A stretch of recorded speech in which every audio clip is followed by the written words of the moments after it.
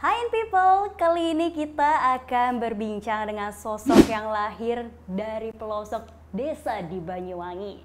Tapi kini sosok ini dikenal dekat dengan pucuk pimpinan bangsa Indonesia. Selengkapnya bersama saya Gisela Azaria di Potchill Podcast Sambil Ngecil.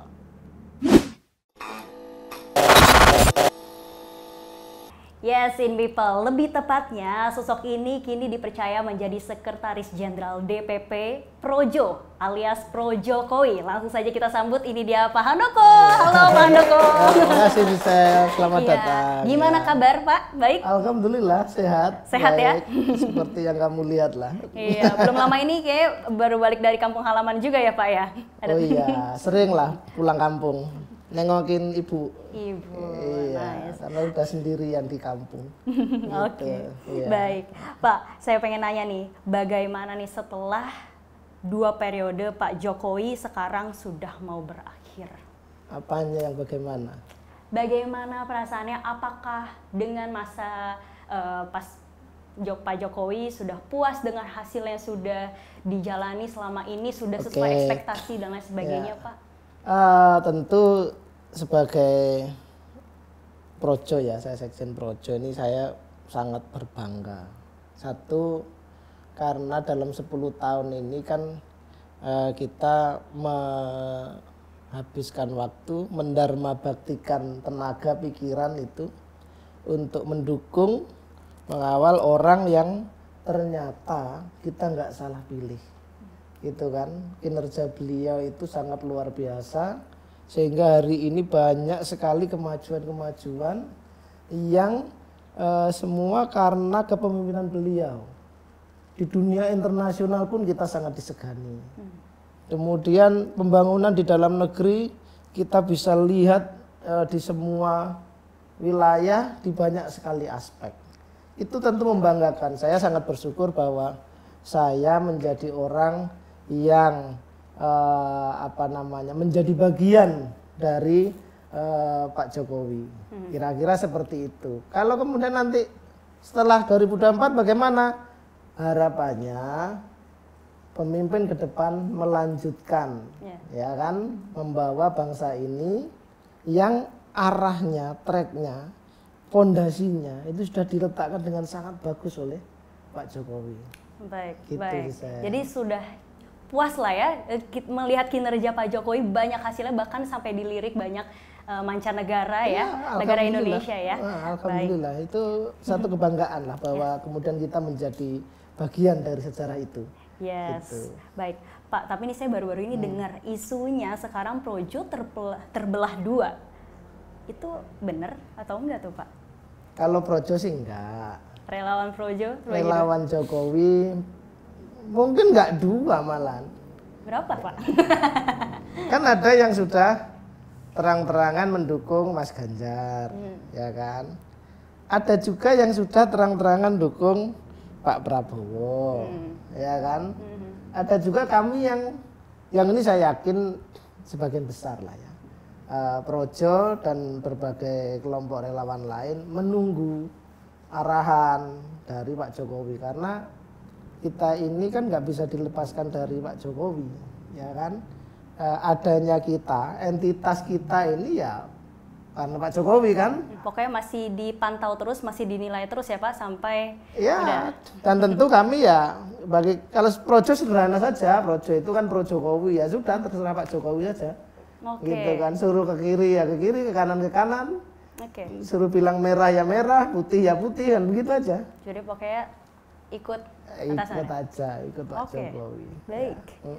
Nah, setelah masa jabatan Pak Jokowi berakhir nih Pak, apa aja nih yang bakal dilakukan sama Projo? Ya tentu pengalaman 10 tahun ini memberikan kita banyak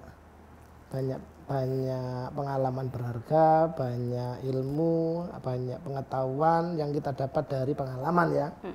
Nah, tentunya kami berharap bahwa Projo ini masih bisa memberikan kontribusi yang cukup baik bagi politik dan pembangunan bangsa ini ke depan.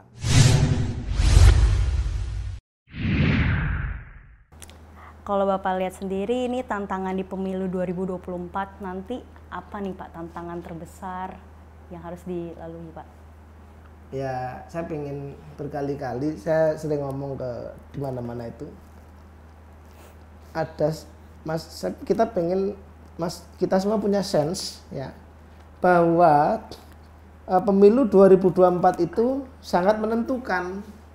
Karena itu tadi 2038 itu akhir dari bonus demografi kita. Ya kan? Pemerintahan besok 2024 ke sana, ke depan itu sangat menentukan bangsa ini benar-benar bisa lompat menjadi negara maju atau nasib kita seperti banyak negara-negara Latin dalam sejarah modern ini. Kita tahu kan ada negara-negara Brazil, Meksiko, dan beberapa negara lain yang di periode 70-an, 80-an itu seolah-olah mereka mau menjadi negara maju. Tapi ternyata mereka tidak mampu memanfaatkan momentum itu dengan baik sehingga kita mengenal istilahnya middle income trap. Jadi kejebak di level menengah. Gitu loh. Baik. Nggak pernah masuk ke negara maju. Ini krusialnya. Kalau momentum ini lewat ya, coba kita bayangkan gini, namanya bonus demografi itu susah akan terulang lagi, karena setelah itu grafiknya akan turun. Itu momentum yang harus dimanfaatin. Betul. Sekarang begini, Jepang misalnya, dulu ketika kamu belum lahir mungkin itu Jepang itu negara maju, ya kan? Tapi lama-lama decline. Jepang, Taiwan, Korea itu pada fase-fase yang mulai turun. Faktornya apa? Karena lebih banyak orang tua daripada anak muda. Karena apa? Fertility rate-nya turun. Ya. Baik. Jadi gini, ini gambaran kawan-kawan ya. Korea Selatan itu sekarang 2 orang cowok cewek ini menikah, hasilnya itu cuma 0,9 orang. Sehingga anak mudanya sedikit. Jepang sekarang itu sudah banyak orang tua-tua tidak produktif. Karena apa? Rendah banget fertility rate-nya ini, apa? Kemampuan orang untuk melahirkan itu udah turun. Indonesia pada zaman saya tahun 70-an saya lahir, wah itu pemerintah kenceng-kencengan ngerem. Pakai program KB, ya kan? Direm betul itu. Karena dulu 2 orang hasilnya bisa 8. Ya kan? Sekarang indeks kita cuma 2,2. Nanti turun lagi. Lama-lama anak mudanya sedikit, orang tuanya banyak. Sehingga kemudian ada yang menyebutnya dengan istilah generasi sandwich, kejepit.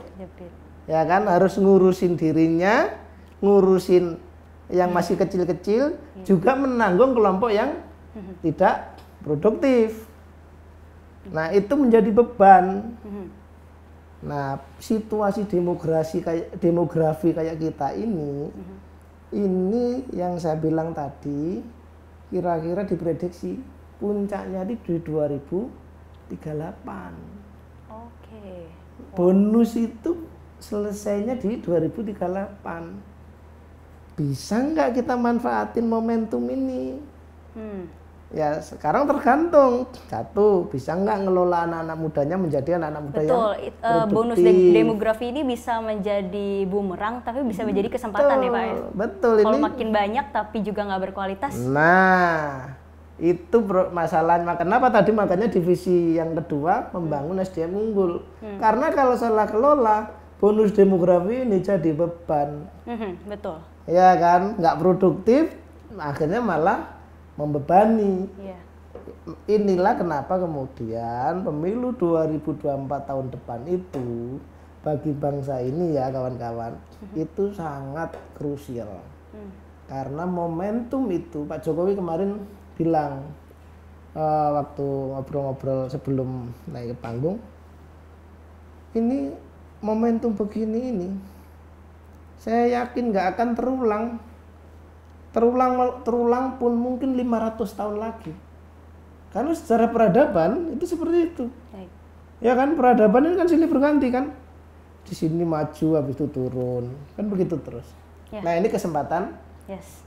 bangsa yang namanya Indonesia. Oke, baik. Begitu Gisela.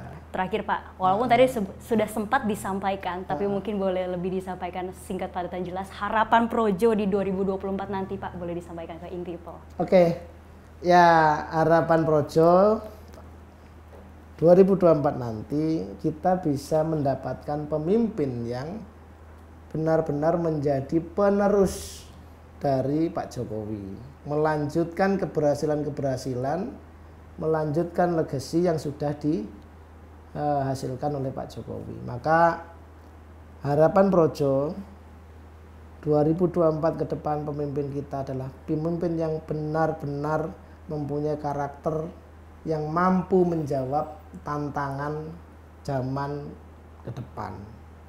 Seperti itu. Baik. Seperti yang saya sampaikan tadi, tantangannya apa, momentumnya apa, peluangnya seperti apa. Seperti Baik. itu. Oke, terima kasih banyak Pak Handoko Terima kasih, atas Gisela. waktunya. Terima kasih, Gisela. Kita sama-sama doakan apa yang diharapkan Projo dan juga tentunya seluruh masyarakat Indonesia agar mendapatkan pemimpin yang dapat mendukung Indonesia maju ya Pak ya. Kalau gitu saya Gisela Azaria pamit. Satu lagi. Boleh lagi banget ya. Pak. Ini Boleh. saya pesen ini ke anak-anak muda ya. Ya, bahwa masa depan gemilang itu benar-benar akan muncul ketika Amin. kalian semuanya anak-anak muda ini menjadi generasi yang produktif. Yes. Ya, Amin. jangan lewatkan momentum itu. Baik, Ya. terima kasih banyak Pak Terima kasih, pesannya untuk kita Gisela. anak-anak Ya. muda. Kalau gitu saya Gisela Azaria pamit. See you di pocel selanjutnya in Today in People's Way. Bye people. Bye.